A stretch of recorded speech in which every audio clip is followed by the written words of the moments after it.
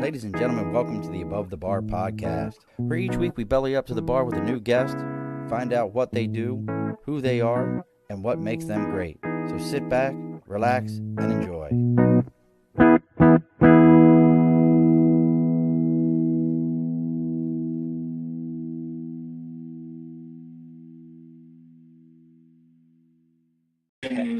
Alrighty, folks, welcome back to the Above the Bar podcast. It's your host, Sean. I know some of you are out there sitting and going, wait a sec, we just saw this guy an hour ago. He's back again. Well, we're doing a doubleheader music night tonight. We had DC Glenn a little bit earlier.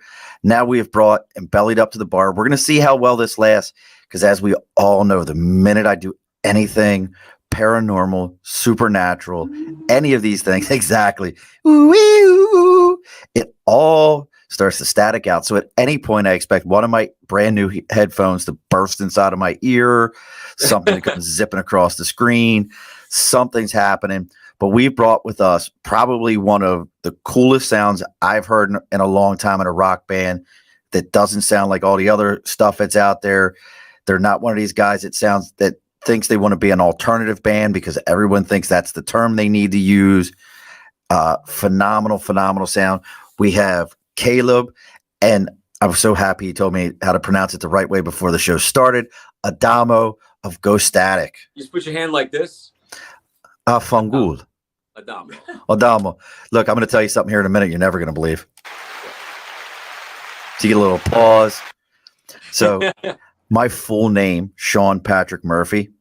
Yeah. My grandmother was the first person in our family born in the States from Sicily. Oh, nice. so everybody's like, yeah, my great grandmother used to ask her where she was from in Palermo, and she would tell you the house on the hill. There was no address. It was the house on the hill. That's serious old school. So let's get into getting some house cleaning done here real quick, folks, so we can get into learning about the band, learning about their paranormal investigation, because that's, I love all that stuff.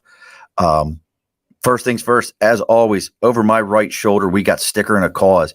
If you've got a band of your own, you've got a podcast of your own, you've got a charitable organization, I don't care what it is. You reach out to me, Facebook, YouTube, Twitter, Twitch, LinkedIn, everywhere. Even our emails, all the Above the Bar podcast. You send me a message. I'll tell you where to send your stuff to. We'll get it up here and we'll read about it live on the air, and we'll put your sticker on the big board. So once again, Facebook, LinkedIn, YouTube, Twitter, Twitch, bringing it to me.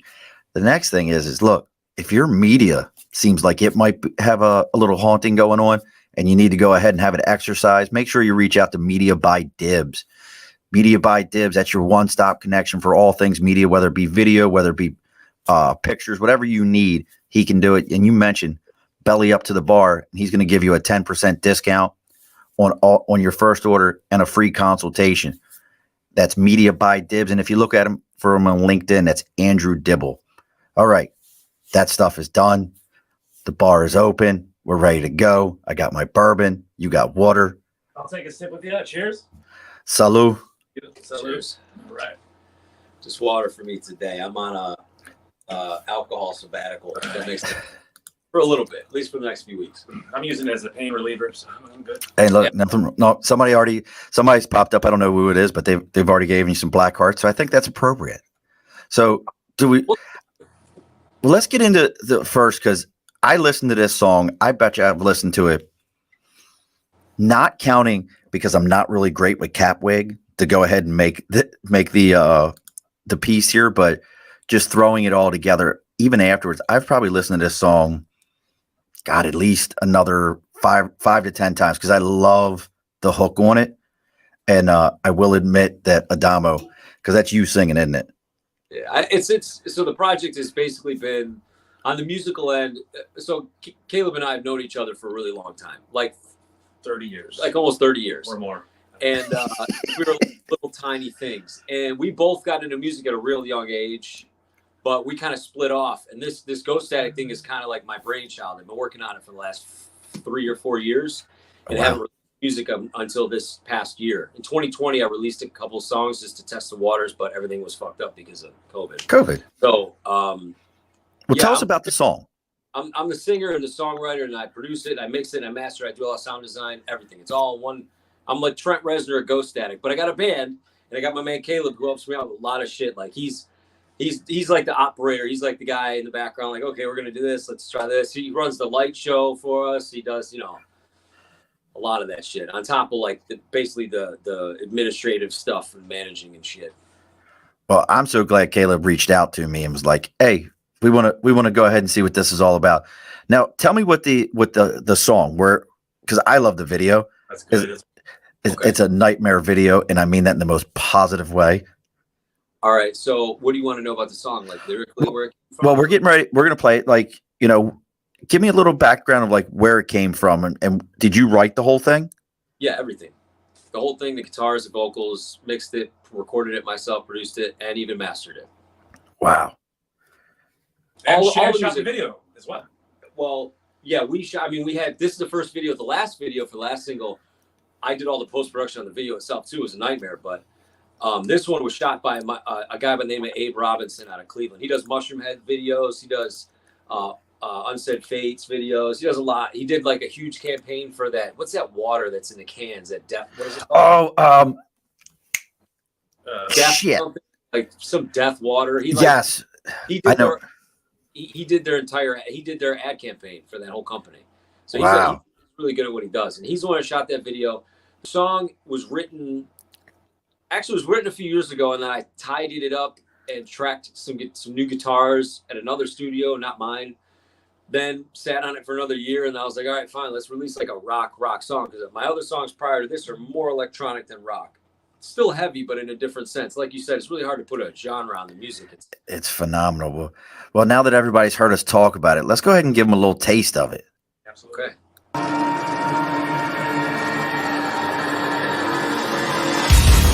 I don't trust anyone. Are they watching me? Paranoia seems to fuel fire, and insanity keeps it burning strong. Why am I running away? Everywhere I look, There you go. Look, if for those of you that aren't watching the live, as soon as we came back, Caleb, who let me know he's got a little bit of an injury, was still getting down with it. He was still making it happen. You know how many I've heard this song? Probably more than a healthy amount. More than you. Oh, no way. There's Oh, no way. it's a lot. Like, When you're producing and writing it, you listen all right, to the that loop. part. It's looped. True. I probably listened to it maybe Oh my 15,000 times. Maybe. And thank you, Michael Natty. It is Liquid Death. Liquid. That's right. He did the ad campaign for Liquid Death. There it is. It's pretty cool. Like the way he shot it. It's with so his, cool. like, You got like snakes and you stuff. got some people Yeah, you like can see it's on interactive. there. I love this. This is Oh, yeah. Is this your first StreamYard?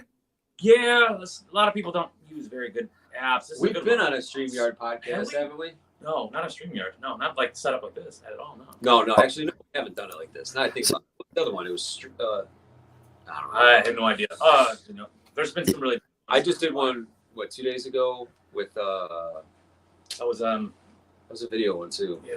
Gavin was in it. I can't. Well, I don't one know. of the things I always like to remind everybody, so everybody who's out there right now who's watching us, make sure you share in this to all the yard sale sites and everywhere else that's out there that the goal is to get kicked off of those things and then make sure that they all know that like you've shared the Above the Bar podcast to every one of those spots. So if somebody goes, We'll definitely pop it off. I have no doubt about it. Caleb, I know is on this, but I will have to admit, Caleb, I knew Adamo was in there because I've watched the video, but I kept looking at the bass player and I went, is that Caleb? No. I was like, I think that's Caleb. Marketing and marketing, advertising, and public relations, and anything else that this guy needs or the band needs. Yeah. And you do have a cool Facebook picture. Your Facebook profile picture is great. You like his Facebook picture, you said? I do like his Facebook profile picture. I got to give you credit. Get back here. Was in the studio. Oh, yeah, that's my studio in the back here. Ah, okay. Yeah, we're actually in the living room getting natural light. Yeah, I was going to shoot it in there, but it's just like, I like the lighting to be a little bit more natural. So we're catching the sunset right now. You're also on one of those stands where if I need to, I could just, bam. Nice. Got the ring light working. Yeah. So now you guys said that you got into music at an early young age. Yeah. Like define early young into music. I mean, are we talking kids recorder and like I can jam to this thing? What are we saying? Actually, that's a lie. We've been like I've been listening to music. Obviously, my dad was a touring musician, although he didn't really teach me how to do anything. He wasn't really around. But him and I, no, it wasn't actually really young, like 10, 12 years old. I think I tried to play the drums a little bit when I was like 11, 12. My brother was playing the guitar. I was like, "Fuck this! I just want to." I just started learning how to smoke weed, like We played our first show when I was 15, Bella Band. Yeah, so you actually got music younger than I did. Yeah. And he was doing stuff. He was recording with this other dude, DJ. And go ahead, you get to explain that. We had a garage band, and we sounded like complete garbage. Really, I just actually from that I learned a lot as far as music production. I used a computer to do a lot of things because I didn't really like the people that I was working with, and eventually my own project. I think, like he said, it took him, I don't know how long it took you to write that song. I think a song is never finished because I'm crazy like that. Like, it's the Michelangelo effect. It can only be abandoned. So, yeah, I was very young. And then I remember you stopped by in the garage, like, dude, I just got this guitar. I'm like, awesome. And then you started a band, and we didn't talk for about 5-6 years or something. Yeah. Something because, relationships, women, how they ruin everything. We had a different, like he went down a different path, and then I decided to just go real hard into the music thing. And I had a band called Arc Peninsula about 10 years ago. It's been 10 years. It's been 10 years, dude. 2022 was our last show, and then I got into we had a deal on the line with Atlantic with that, but my band wasn't ready for it. I wasn't even ready for it because I wanted to be in the studio. I like to create the sound from scratch. Record. I'm a deal on the line with Atlantic with that, but my band wasn't ready. I was trying to share this, and then my sound was. I'm like, I need to share this. More people need to know what's going on here. Okay. But I backed off on that because I didn't want to micromanage my band at the time anymore. Financially, I couldn't handle it. So I finally got into the production side instead of just songwriting and playing the guitar. Then that's when it kind of spawned into electronic music. I got into electronic music, and I sang a lot of top lines for artists overseas. I actually lived overseas in England for a little bit. Continued to produce, coming back here in like 2016. Had another side project called Public Affair with somebody around here, which is pretty cool, different stuff. It's house music, but it's like I'm rapping and singing on it. I don't know if anybody knows about that. Go look it up. It's called Public Affair. But while I was doing that, I was slowly putting together like a catalog of songs that were this hybrid of what I learned as an electronic music producer and just a producer in general, and how to record myself and honing my vocals and strengthening my range and everything and character. While that's all being developed, I had these other side projects going on, but my whole goal was to finally launch this thing that I've been working on for many years. And that's when it started in 2020. I released 2 singles in 2020, just as like a studio project. And then in 2021, I was like, all right, I'm going to take this into a band scenario. And that's when I started releasing more of the rock versions of songs. And the songs that you're going to hear, if you look me up, they're kind of electronic, kind of new age, like, I don't know what you want to call it, like post-industrial, kind of like a 9 Inch Nails, because you mentioned Trent Reznor. Like, is it like a 9 Inch Nails sound? I guess you could say that, but the production values are what is in today's music. Not like, I do like using a lot of analog equipment or analog emulators, but the production sound quality is, I don't want to say better. It's just louder and more dynamic than limited back then. It's nothing against anybody back then. Their hands were tied because of the technology wasn't there yet. So yeah, once I realized I wanted to make this a band thing and I wanted to tour and be a live act, I got some of my friends involved, my old guitar player from my old band. I got Bailey, my drummer. She's great. Gavin, I picked up at one point. He's the bass player, and he does some backing vocals live. And I'm like, fuck it. When we play live, we're going to take these songs and we're going to make them with live drums, live guitars, and it's going to be almost a completely different sound when you see it live as compared to the studio version. So now we've got this mostly electronic kind of rock sound, and we bring it to the stage. It's more of a rock sound. I mean, we still got some keyboards and shit going on in the background.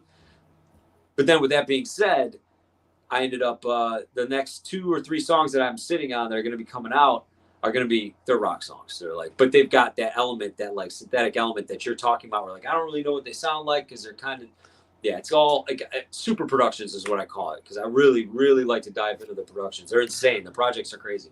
It's a hybrid OCD.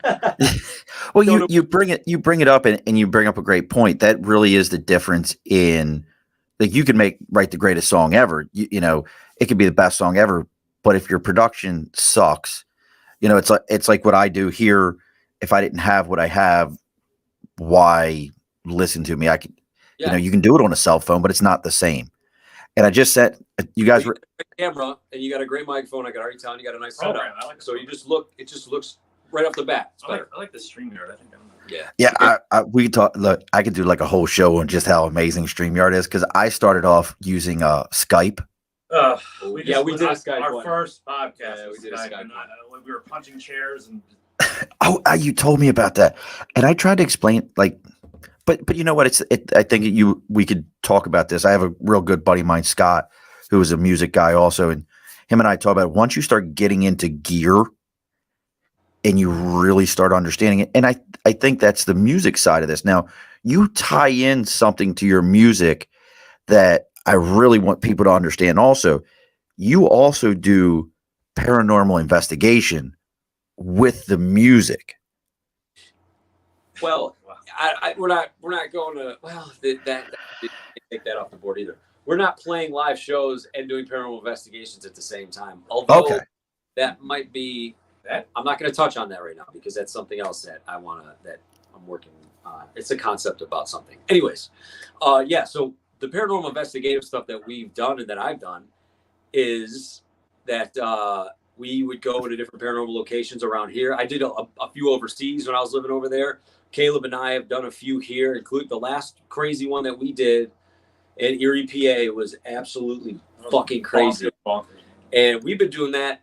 I mean, I've been breaking into places like insane asylums since I was 15, you know, like we've been doing this forever. Him and I both, you know. So when he jumped on a couple years ago, we did Snyder Park. That was a couple years ago. That's hard. Now, what's Snyder Park? Snyder Park was Akron. Yeah, and it's it's Akron. All right, so Snyder Park is very strange. There's bodies there that are actually buried in a public park with there's no tombstone. There's nothing. Just you know, there's no headstones. There's no nothing. So it was a boarding house, and then it turned into some place where they kept pestilence. It was pestilence. Pest house.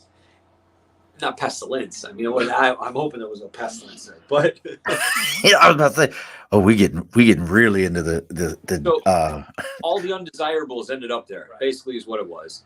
People would get dropped off there who weren't, competent. You know, if you were a moron. These are actual medical terms that I found out. If you were an idiot, if you were a moron, if you were what was the other one? Like there's stages of this that they would grade you like an idiot. I think an idiot. What was the lowest? It's imbecile is somebody who can kind of like you can function but not really. These are actually these terms.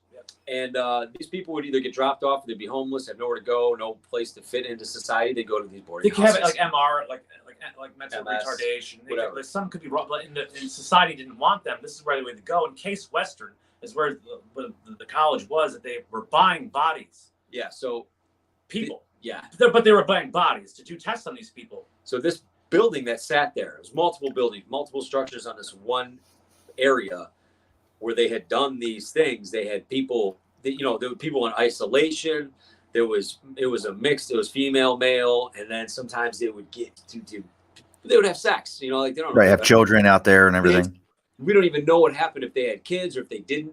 But Case Western, before it was Case Western College, it was just a science. It was kind of like, what was it, like a science and technology company? They were buying bodies. We don't know if they're actually dead or alive from them to conduct their experiments.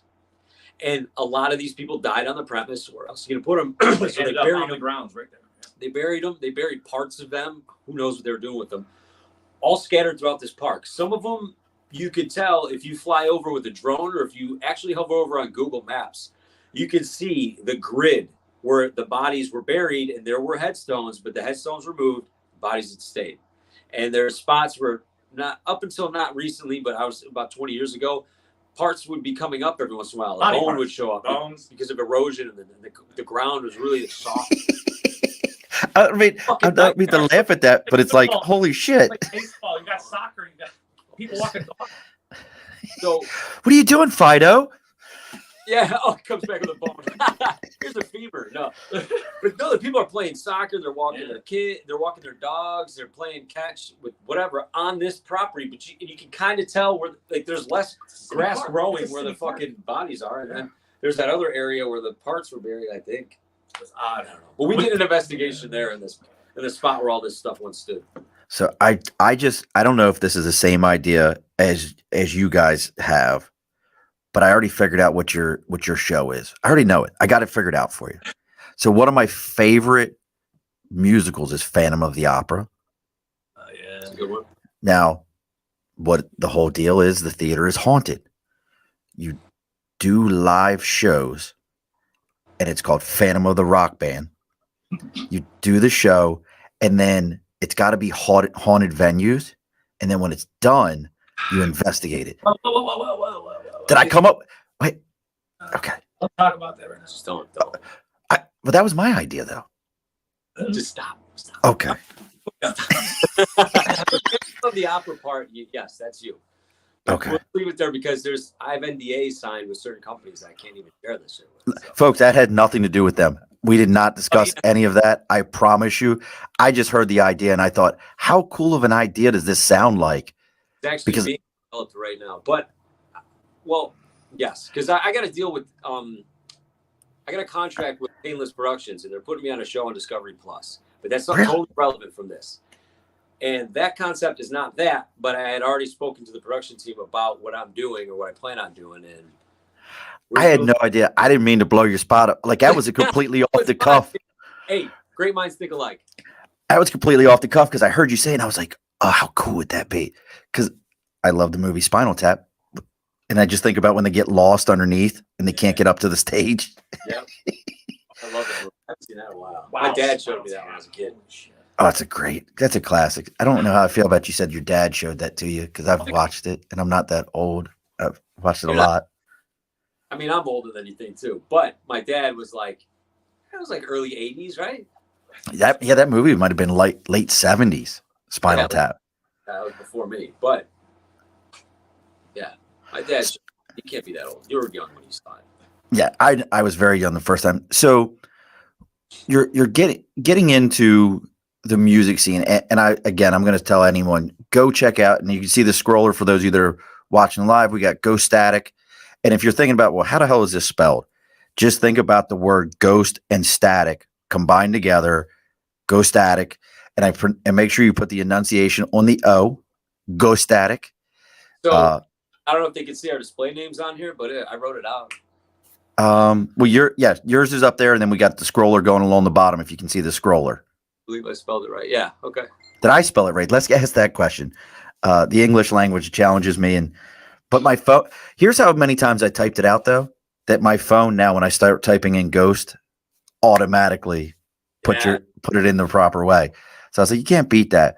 So now, a lot of people want to get into music, and I'm a firm believer there is no overnight success. You guys have put a lot of blood, sweat, and tear, your own energy, your own time into this. I mean, when you start talking about doing your own production and doing your own pieces, as you're getting ready to do this, other than the passion for the music, was there anything that also drove you to be like, all right, it's shit or get off the pot time?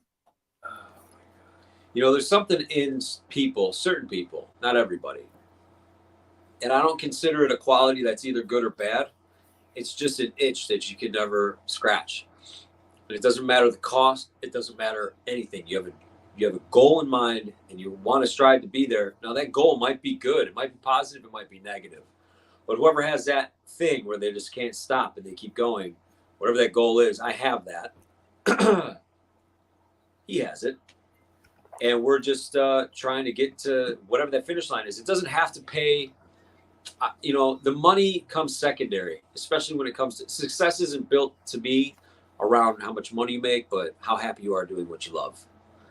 You know, if you can make a career out of doing what you love, then you've succeeded, in my eyes, at least. So, you know what you get for that? It's a fact, brother. You got to give. I love applause. Isn't that right? Everybody wants applause. You watch UFC? Absolutely, yeah. You ever watch with Michael Bisping and what was his name? He was fighting. He's still around. He beat him for the light heavyweight championship, or was it middleweight? I can't remember.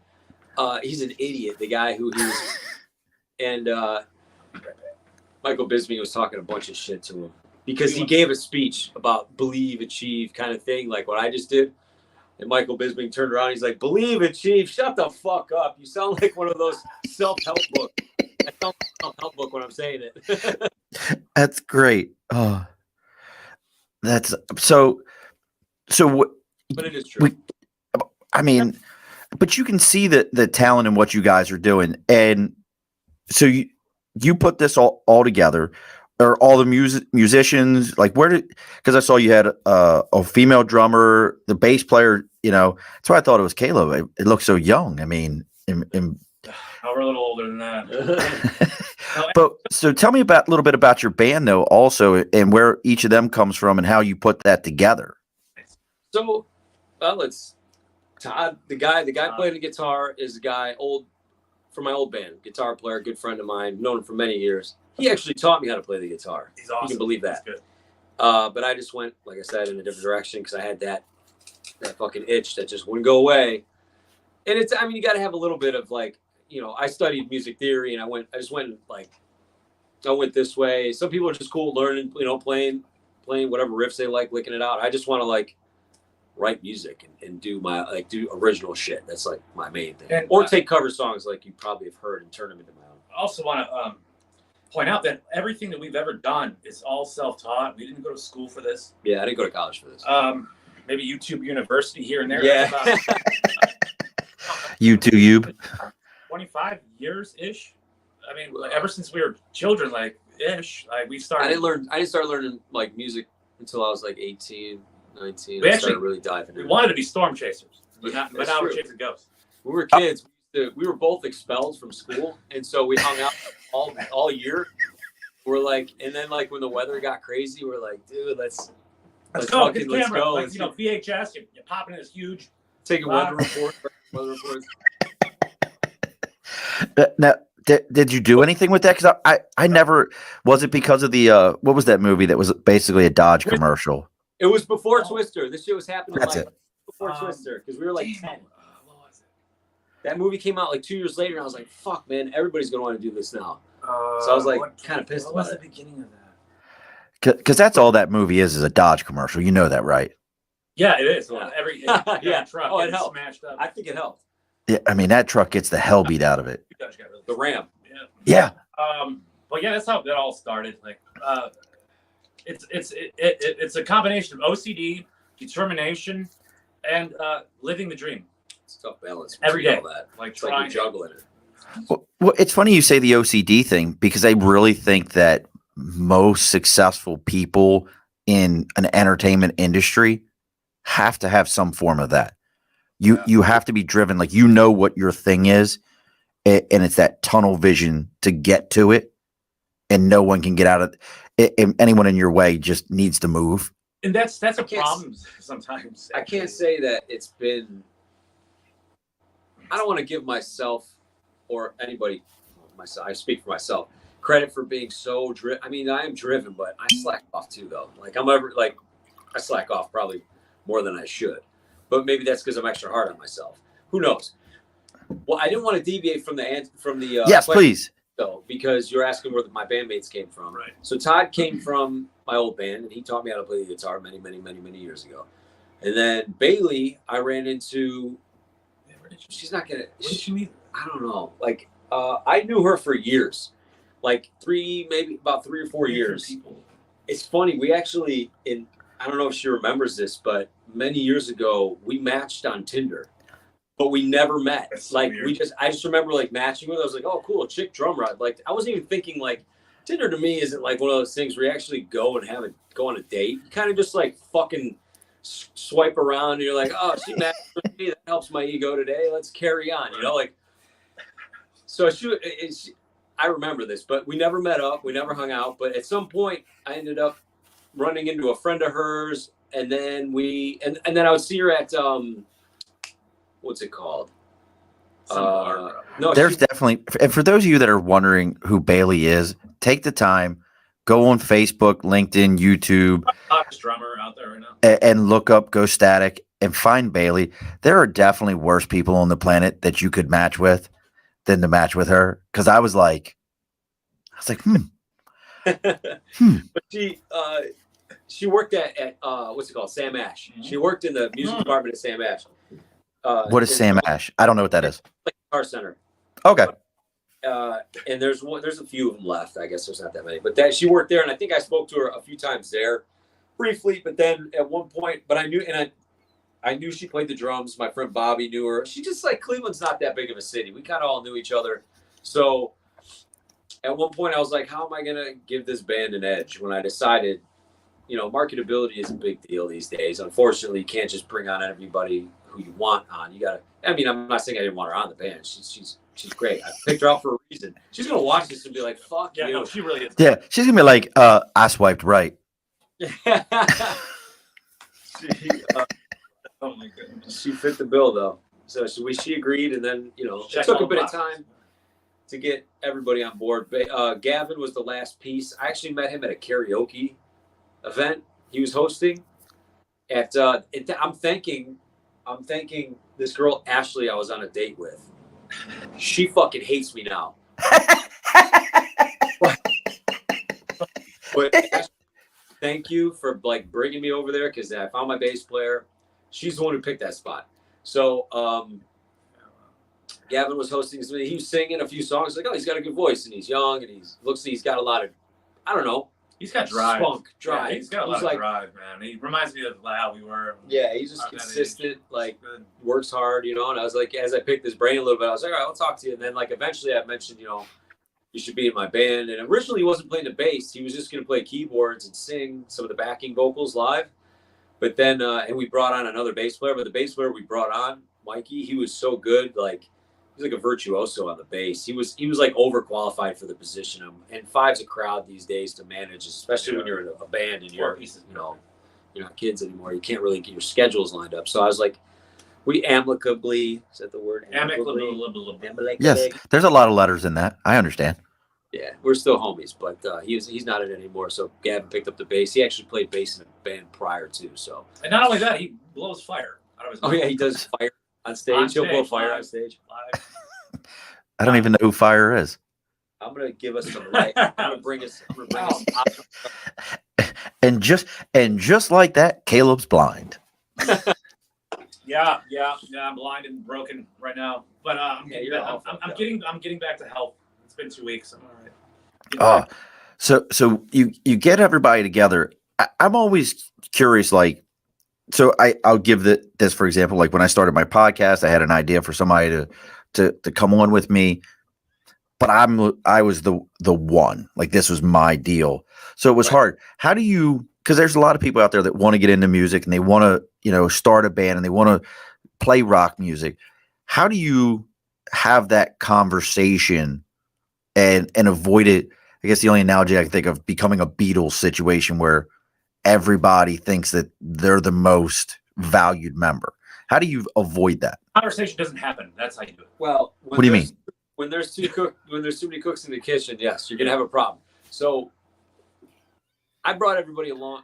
It's kind of an unsaid thing. My last band was the same thing. I was doing all the writing for all the instruments and recording, because nobody really knew how to do the recording aspect. And nobody was really a writer, but everybody knew how to play. You've got musicians and you've got songwriters. And I'm a songwriter who can play, who can just so happens to be able to sing and play guitar a little bit. So I had all this music already. And I was like, listen, here's my band. Here's a bunch of songs that haven't been released yet. We're going to trickle them in. Let's rehearse these. Let's make a live version of these. I'm going to do all the backtracking. This was a whole nother fucking thing. So like every band nowadays, if you want to be able to tour or if you want to play live, you have to have everybody in in-ear monitors, like closed system. Everybody's got like what you have. You're a pro. I can tell with your gear. You know what's up. You don't got the big bulky headphones. We've got So I had to build one of those rigs. I don't know if you understand how fucking not only expensive, but just ridiculously complicated it is to set up a rack system so that through an iPad, through an X32 Behringer mixer, through all the wireless systems and outbound to front of house to back of house, what's back tracks, what's front tracks, what do we want on our ears, all ran through fucking iPads, multiple iPads. To get that thing running cost a fuck ton, first of all. Cost a lot. I can't even imagine. I'm not going to throw the figures at you. And then to get it to understand how to work it and then to teach everybody else how to use it, that was all part of the process. And that's why it took so long, because when I decided to make it a band was in 2021, in like May of 2021. We didn't play our first show until December of 2021 because I had to buy all the gear. And everything was on back order because of fucking COVID. I couldn't get anything. The mixer didn't come for like 8 weeks. Certain pieces, parts just were not coming through. But yeah, so I had to, it's daunting. If you are 100% fully committed, this is what you want to do. Test your, first of all, Know your role. Stay in your lane, Absolutely. test your talents with other people and get honest feedback. If they tell you, this is just being realistic. If they tell you that you fucking suck, you either figure out how to not suck or find something else to do, because it is a very big investment and it's a big pain in the fucking ass. Time is the most time and money gone, dude. And I think it has to be a labor of love. You have to look at it like that. Exactly. Back to the original question. I mean, what he's asking, like, if someone was to get into music, you have to know that you want to do it. And you have to know what you can do. You can't be you have to wear a lot of hats. Like, I can't play guitar, but I know I can promote the band. Yeah, that's your thing. I'm not in the band, but I'm part of the band. I do a lot of things that he can't do because he's got the shit to do that he's got to deal with. So I do a lot of the back end stuff, and I mean, you're not gonna be sitting there playing bass, right? Know your role, know where you're at. If you're, what I would suggest for a musician, it's a very open-ended question. So, like, let's say you're a really good guitar player, find a good band to join. Yeah, absolutely.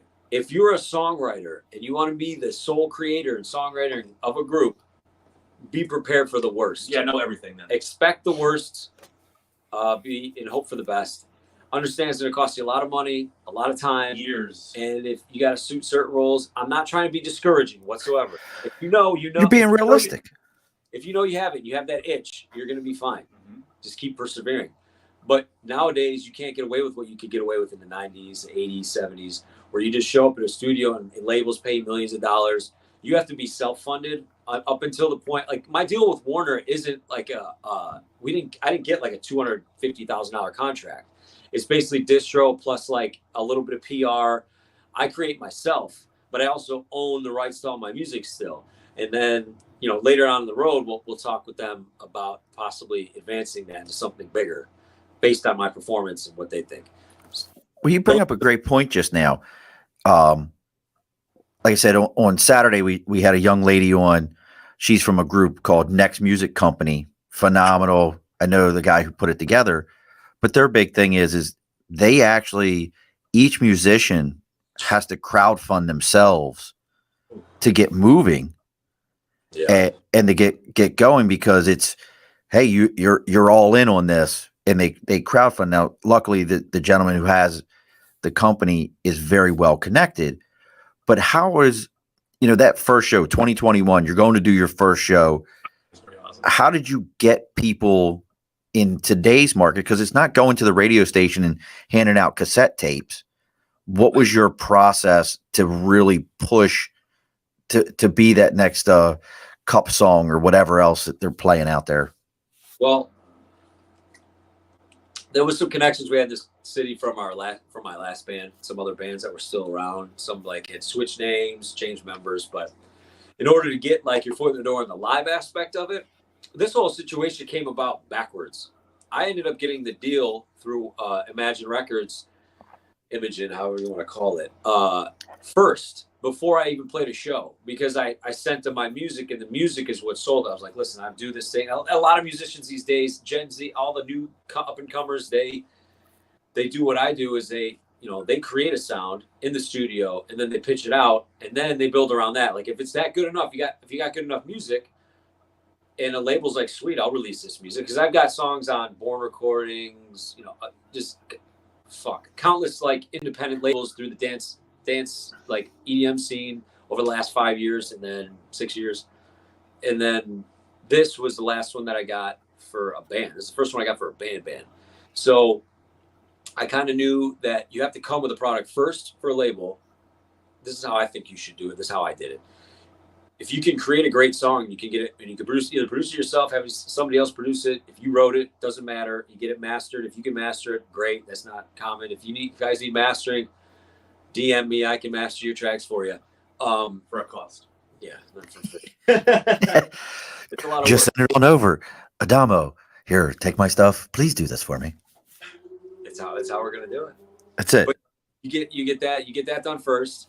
Then if labels are interested and they want to release your music, then you think, oh shit, well maybe I want to take this show on the road. So then you build a band. Or maybe if you're a solo artist, you got some guy just DJing behind you playing your tracks. How easy is that? I mean, I wish I could do that, but I feel like it's a cop out. So I'm just like, I need real musicians on stage and a band to show that it's like a real. Well, you got it, brother. I again, I go back to it, folks. Check out Ghostatic. Look up the new song. Go listen to the music. Go follow them on YouTube, Facebook. They don't have a LinkedIn, but that'll be next. Get them a LinkedIn. If you stream, we're streaming everywhere. So if you're on Spotify, Apple Music, all that, it's all on there. You got to go listen to it. I'm telling you, here's the best compliment I can give it. It's a get on the highway, turn it up, and get at it kind of song. Like just hit that pedal, spend $25 going from exit to exit because that's how much gas costs you right now for a gallon. But I mean, it's that kind of like, it's got that vibe. Like you can drive fast to it. I like that idea. My band's texting me right now. I don't know what. Yeah. Well, as your band's texting you, ask them why they aren't on here asking all kinds of questions about, that's not how we met. This is how it happened. And look, Actually, Todd just messaged me, so I'm going to check these. So listen, folks, if you're watching us right now, make sure you're sharing this. If you got questions, send us the questions in so that people can interact with us and see what's going on. Now, from our what last does Todd say? Read it to us. It's well, Todd. no, he just sent us a photo. He's like, It's Todd. I don't know why. He's like, maybe he's drunk, but that was from our last show. I don't know if you can see that. Todd It's a little hard to see. Right now. Say hi to Todd, everybody. Hi, Todd. Everybody say hi, Todd. We were all white in that show. I don't know if we're going to do that again. That I don't know. That was kind of I like summertime. That. I like that look. It was good. Yeah, I'm about to say. Now, the next question I got for you is, how does this all tie in? So we've got this phenomenal band. You're making it happen. Where does the paranormal investigation side come in? So it's. I'm gonna let you take that. I'm not gonna rock a piss. Go ahead, take that one. I'm all antsy. Yes, I don't know if it's Well, tell in the beginning. So it was two separate entities, but both kind of, the music has an ominous, dark feeling to it, right? Right. So I gave it a name that was synonymous with something that was paranormal. Ghostatic was actually a typo. Ghostatic was a typo of an experiment where you take an old analog television and you take a camcorder and you plug it into the RCA jacks in the back of the tube TV, and then you plug those into the back of the camcorder and you turn the video on and you record itself. It's like a feedback loop of the screen. And what happens is, it's kind of crazy if you have both these instruments, like an old camcorder and an old tube TV, which are now fucking hard to come by. Absolutely. You point it at it and then you record it, and it's almost like you get these flashes of images, and sometimes you catch like a face or something, or like a silhouette of something weird and strange. It's creepy, right? And you get weird sounds coming through, and they say it kind of taps into that ether or whatever the fuck it is. Well, I called it Ghostatic, but I accidentally typed it as one word. And I was like, happy okay. accident. And I sent it to a friend of mine or whatever, and I was like, happy little Bob Ross mistake. So I was like, fuck it, I'm going to take that and run with it. Now, what's funny is my good buddy Nate says the show is bound to go screwy tonight. Nate, if you're just popping in, and I haven't even mentioned it to Adamo yet, the camera has been freezing up every so often. Really? Yep, every so often it'll freeze. Now I can still hear you. The audio is fine, but the camera keeps freezing. I promise you, Are you serious? every time I do anything that's paranormal related, we are guaranteed to have something. So the camera has froze a couple times.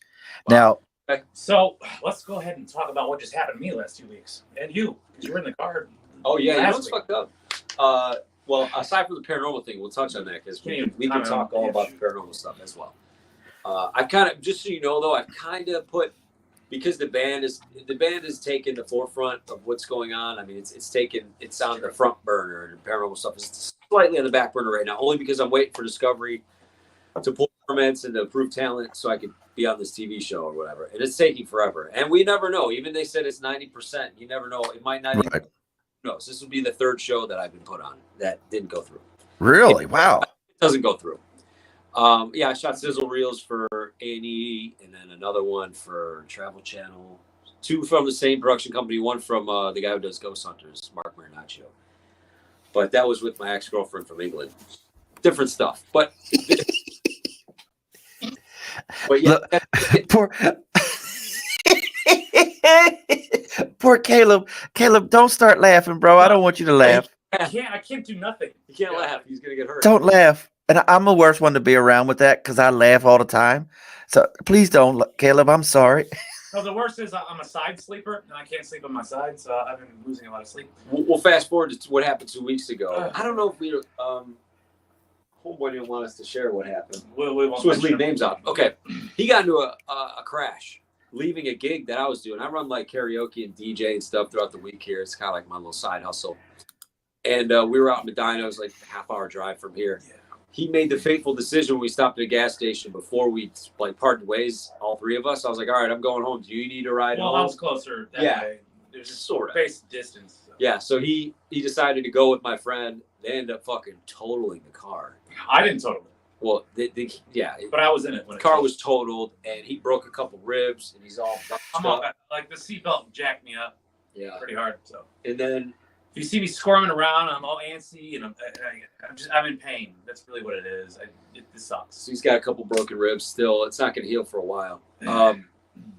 Last week we go to the same gig. It's my birthday. Same gig. It's a birthday night. Technically, it's my birthday because it's past midnight. Yeah. And I was like, oh, cool. I wasn't really celebrating because I was going to Chicago for the weekend to kind of meet up with some friends out there. So it was low key, but we hung out. And on our way back from that gig, I fucking hit a deer and messed my car up real bad and nearly like crashed off the side of the road on that. Same gig. Same gig. Same drive. Same gig, same drive back. So something's cursed. I'm going to say, the deer was an idiot. The deer was stupid because I saw its face. And I saw the judgment it made.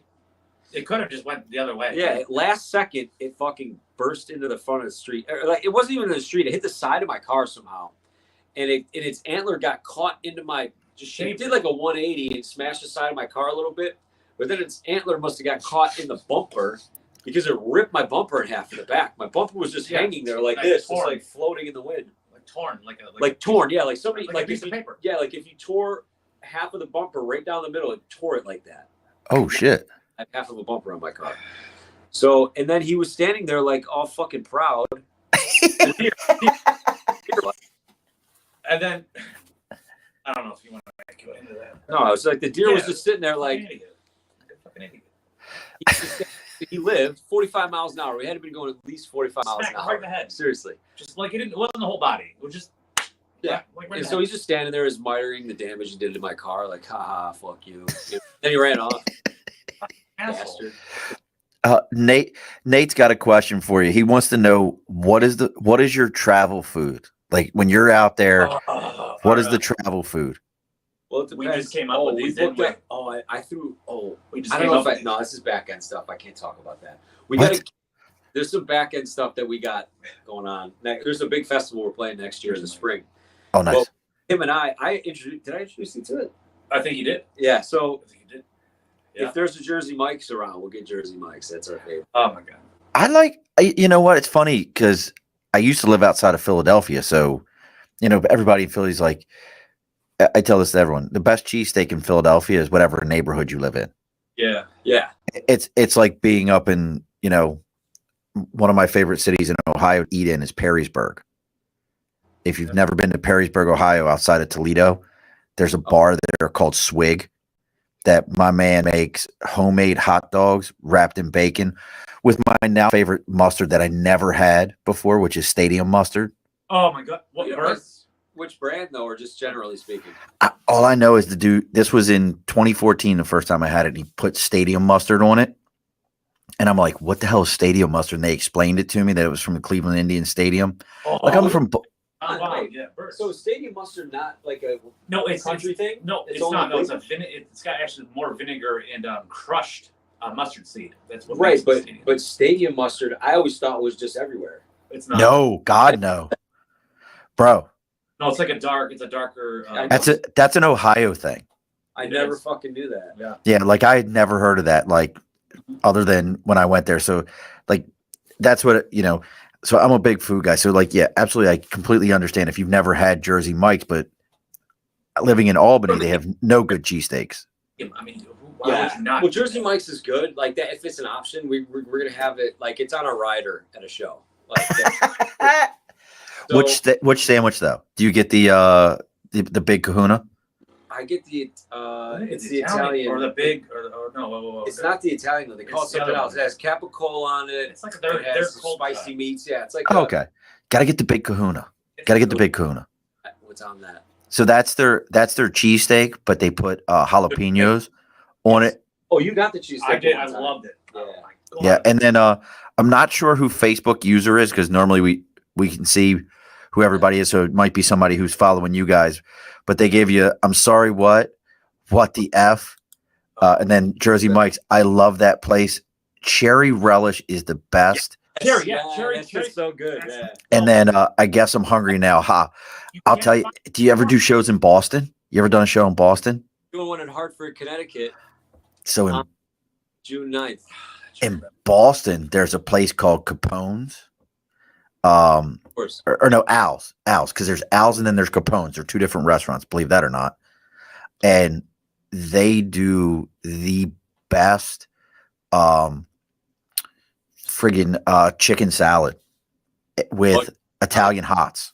I'll fuck that shit up. Chicken salad with Italian hots. So this is now, ladies and gentlemen, welcome to Fat Kid Show, where we talk about all the food that we want to eat and shit you can't have right now. Welcome to the Fat Kid Show. It always turns into this. There's a fat kid that lives in my soul, and this is the other one. If you're ever in Baltimore, which is where I grew up at, Jimmy's Seafood in Baltimore will change your life. Their crab stuff, their lobster stuff with crab imperial with Greek vegetables is unreal. I gotta start writing this shit down because I'm gonna forget.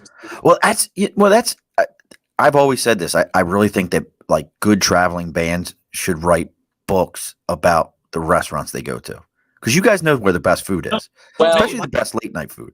I wouldn't say they know the best one though because they're always broke, so they're just buying whatever. But that's what makes it the best. The bands are stopping at the gas stations and grabbing a fucking hot dog, without the stadium mustard. Well, if we can get this whole Albany thing figured out, for those of you that are watching me in Albany, my buddy Dean, I need a spot for June 10th. Jimmy's Seafood in Maryland. Okay. Yeah, that's in Baltimore. That's an amazing spot.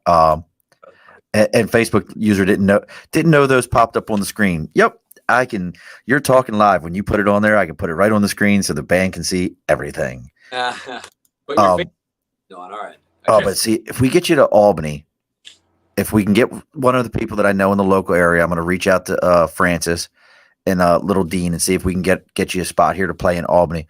We'll take you to Gus's hot dogs in Waterville. Albany's got these, like, they're into these little tiny hot dogs in little tiny buns with a meat sauce on it. They're not cocktail wieners. They're hot dogs. Okay. And they're little tiny ones, but Gus's does a Greek burger. It's a sausage patty, like fried like a burger. Oh, And then peppers and onions on top of it. Put a little yellow mustard. That shit's on point. With some feta cheese in there. And whoever Facebook user is, yes, your identity is secret at this point. No one knows who you are. It's the first time I've ever had it pop up and just say Facebook user. Normally, I know exactly who it is. That means they don't have they're not signed into their profile. No, it might be they're like extra private or something. So because we can't. Yeah, because normally it always pops up and I know who it is. So, but now you mentioned the band's going along. You've got some tour dates coming up, some actual legit going places tour dates. What do we got coming up soon here? So that's a good segue because you were talking about Albany. Like we're talking about possibly passing through Albany. So we're going to Hartford, Connecticut, June 9th. and then working our way back, we have one 10th. day in between. The 10th and the 11th is going to be another show in Ohio, not in Cleveland. It's in Lima, which is out in the middle of fucking nowhere. But it's the same. I mean, yeah, it's all going that way.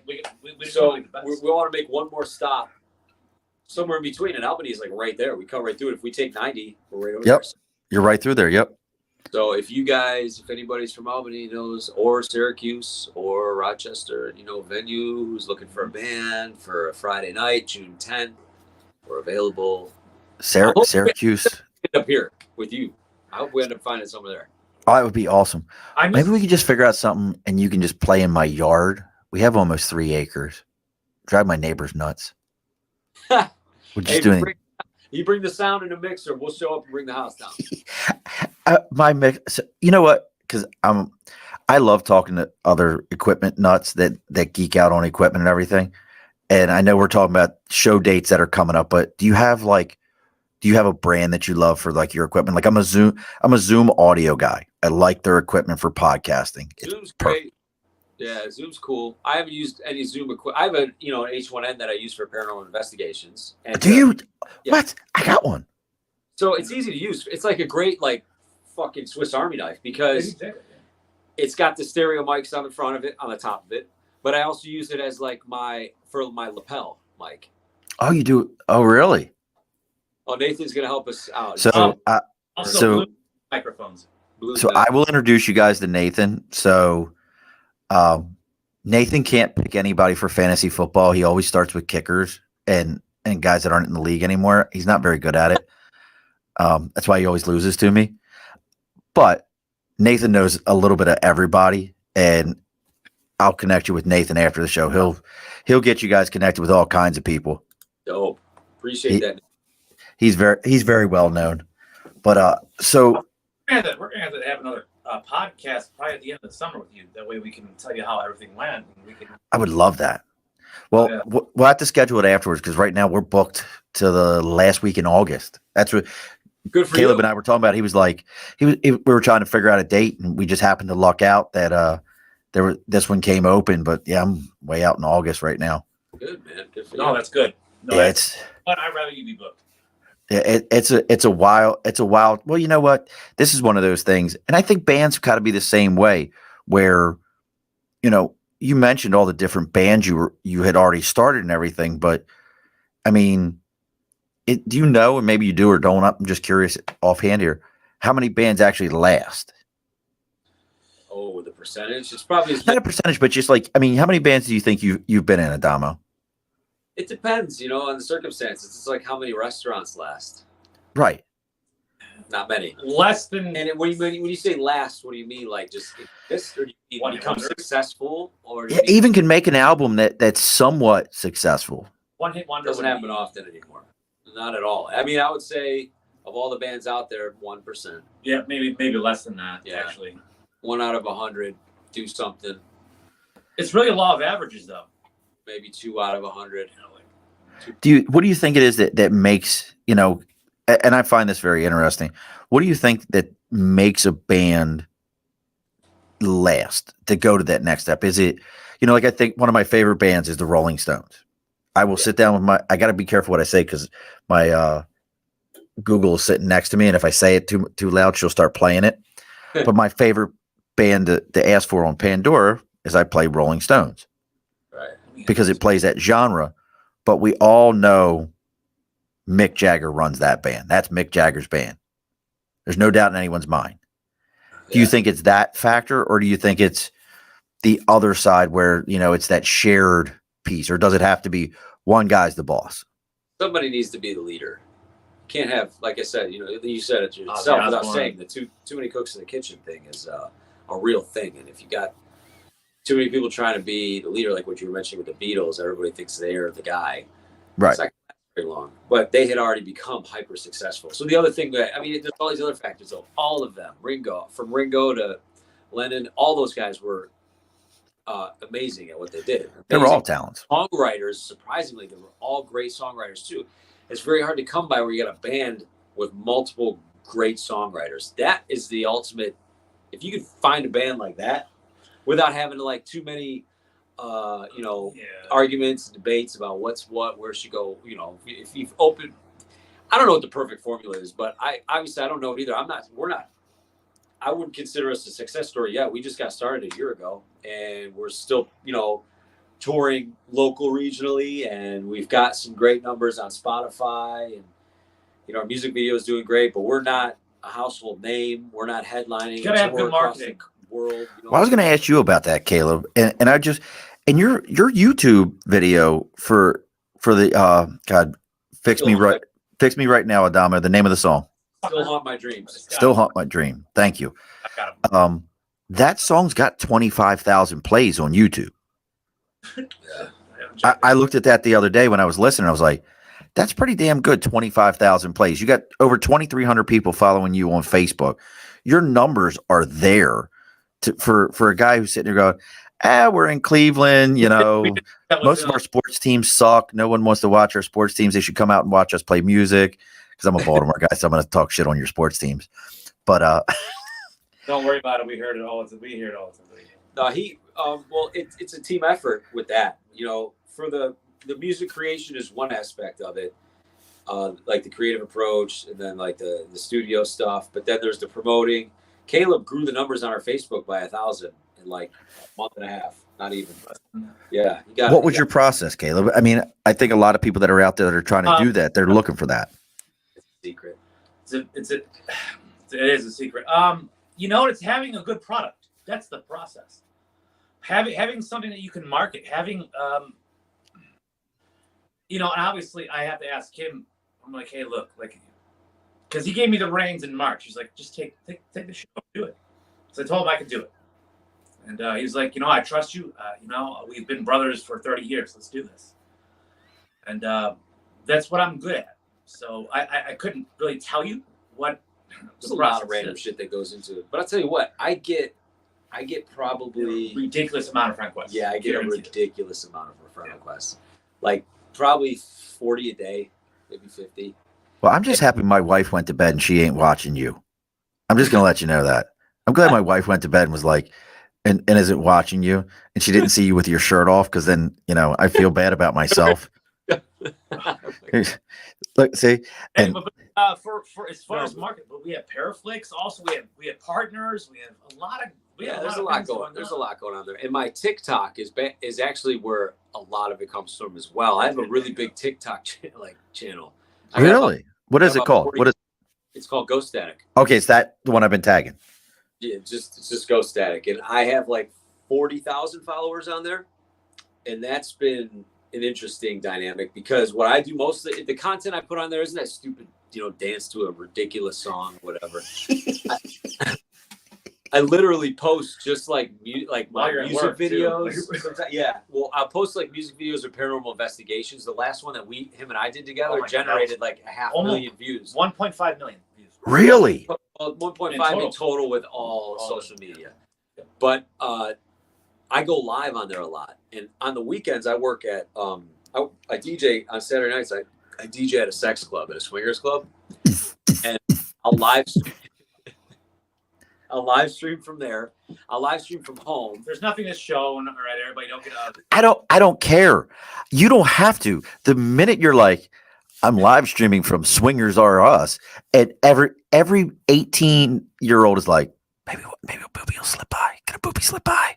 That's what that is. That's amazing. I am so effing jealous of you right now. You have no idea. Hey, you're welcome to come. If you get... That's what she said. No pun intended. There we go. He had it on point. Yeah, he had it on point. That's perfect. You're in Cleveland. I'll take you there. You get in for free. It's a private club. Georgia. Oh, that's so great. It's 25 rooms, 2 dungeons.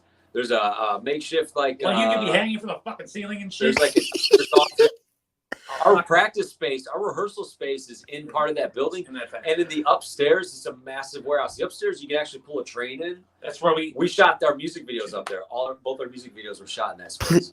Please just tell me, because I'm just so curious. Please tell me you've seen somebody come in a furry suit. We haven't had any Furby parties. No. Oh God. But I bet you. I don't think Jen would approve of it because she needs to see everybody who's in there. Yeah, you have to pay. Yeah, I mean, yeah, it's not like it's a little classy. It's not like weird. It's not what you think. It's not a fucking free for all. It's No, like you have to be a member. Yeah.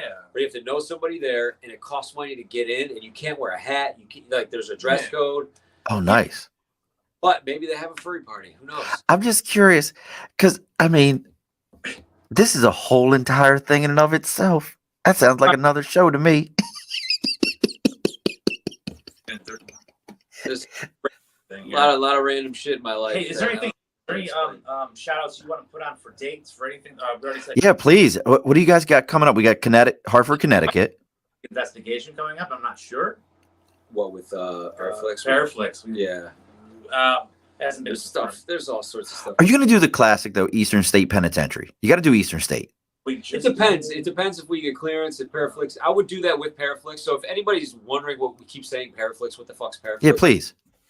Paraflix is the streaming service on like Apple TV, Fire, Amazon Fire, Roku.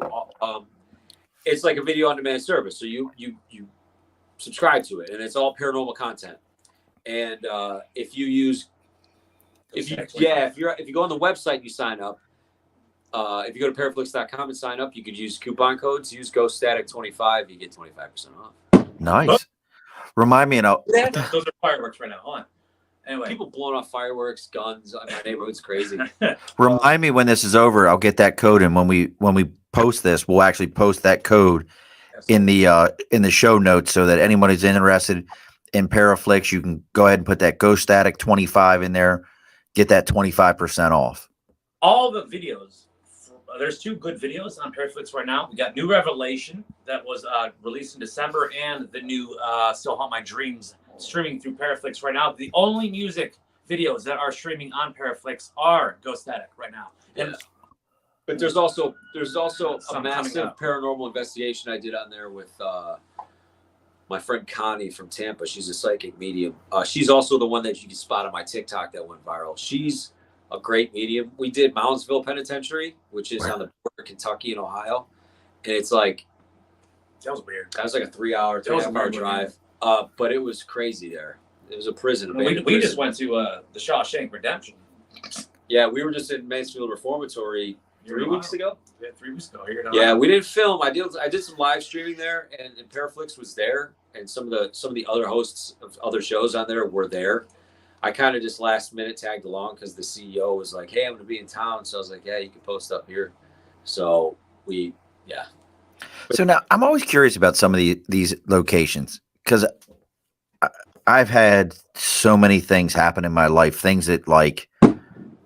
It's funny, Caleb. Don't put your finger up like that, and then the explosion. It's like you've actually got a legit finger gun. No, I'm seeing it right. Like through the. I'm sorry. Like you put your finger up, and then I heard the bang. I was like, "Son of a bitch!" Caleb's got legit finger guns. There's some big ones going off. I don't know what's going on in this neighborhood. But do you ever feel like when you go and do some of these locations, and for those that don't know what Eastern State Penitentiary is, that's kind of like for all those shows. That's kind of like the Mecca. You go to Eastern State Penitentiary in Pennsylvania. There was a ton of stuff that happened there. They've all been there. But do you ever feel like that might degrade any of those locations? Do you understand what I'm saying? Like, oversaturated by more ghost hunters than you could even believe. So yeah. Right now, the networks aren't looking for places like that anymore because they've been done so many times by so many shows. So if you can come up with unique locations that have not been investigated but have a terrible history. The place that I'm going to be filming for Discovery Plus is, I can't say the location, but it's a big one. It's a really big one, and it has been on a few different shows. But the whole series is being shot at just the one location. Oh, really? Yeah. So it's not going to be a different location every episode. 6 1-hour episodes in the same location. I think people's homes are probably the best. Yeah, I'll tell you what. My favorite thing Personal to do and the creepiest things to do Yeah. are for me personally, is when we do like residential. That's the. And somebody's still alive. Moundsville Penn, Wheeling, yeah. Yeah, Wheeling. Well, they call it Moundsville Prison. They call it what was the other word? There's like a few different names for it. There's it's called Moundsville Prison, but it's called something state. It's called like the house I grew up in. Oh, we did. Oh, by the way, go ahead, please. We stayed at the Bel Air house while we did Moundsville. And what's the Bel Air house? Another one, you got to look it up. Yeah, come on. Now you can't get out. Like portals in there. It's crazy. Oh no. See, I'm the poor fool that goes to these places like, no, there's nothing here. It's all perfectly fine. And next thing I know, like, Where did they come from? oh, that's just me. All right.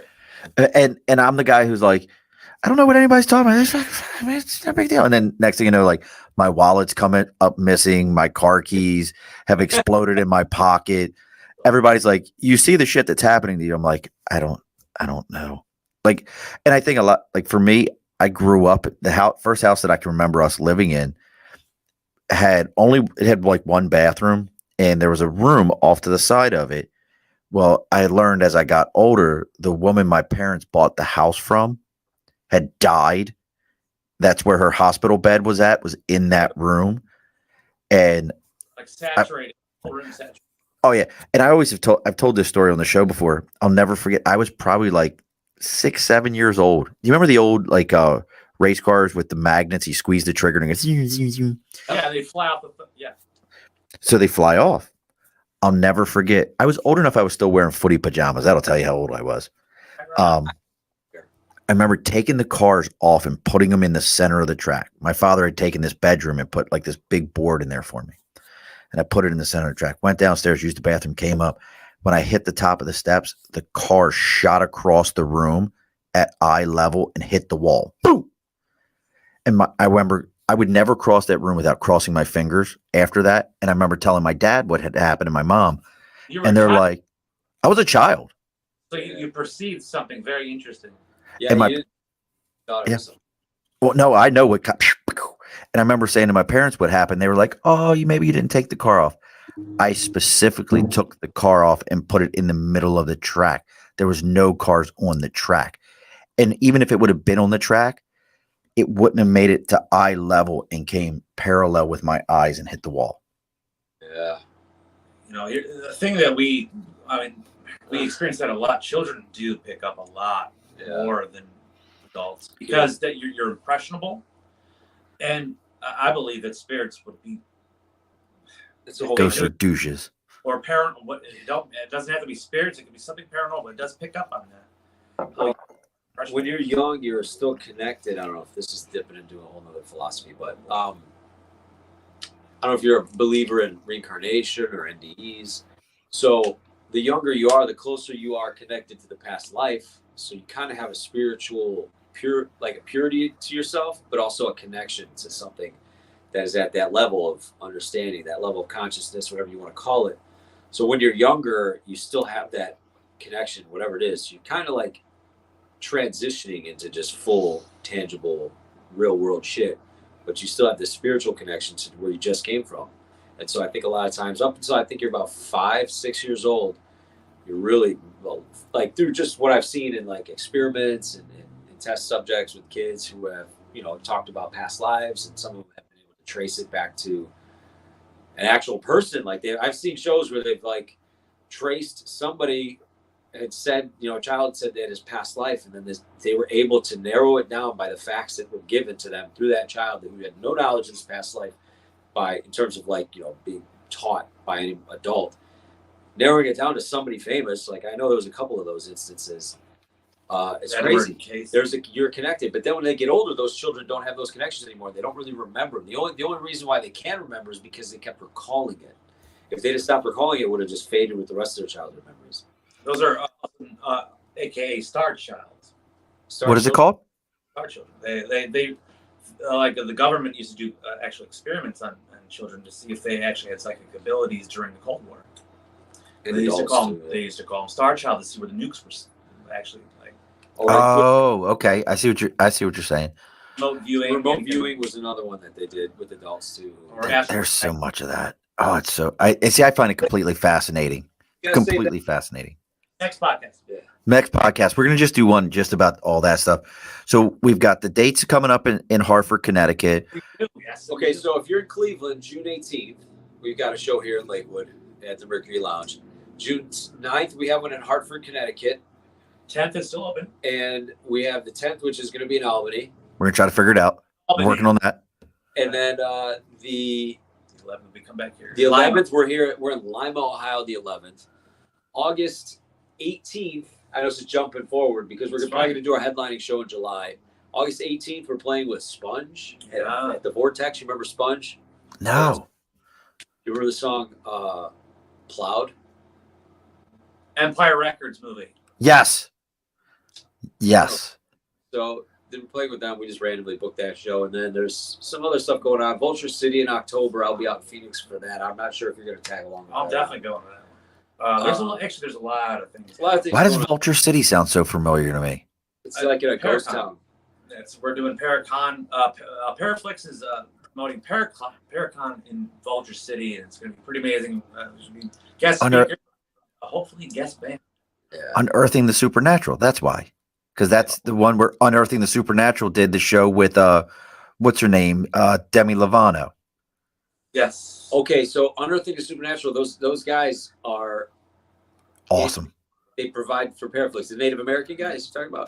They've been on here. Well, what? One of them. Oh. Yes. Yes. Yeah. Yes. Okay. Yes. Yeah. Yep. So yeah, they were great. They're great, and I hope they still carry on.